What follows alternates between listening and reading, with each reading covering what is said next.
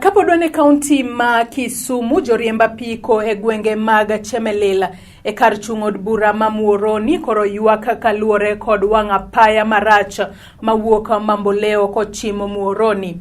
Ka giloso e wi rach mar apaya noero, joriemb apiko goeko wacho ni apaya noero osekelonegi pek e timo ohala mag-gi kaluwore ni orach ahinya e kinde mag koth. Gikwayo jaod bura makono manoeri Migosi Onyango Koyo oyio winji ywak gi kendo olosnegi apaya makamano.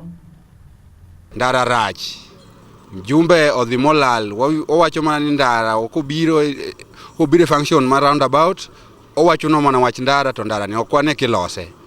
Koro wan kaka wan jo boda boda ma joma tiyo section mar boda boda wahinyore wach ndara. MCA bodhi molal ndara moa Mamboleo to Muhoroni town. Koro wahinyore. Chemelil wan wayo curfew. Curfew sano sa chiel no tin sana.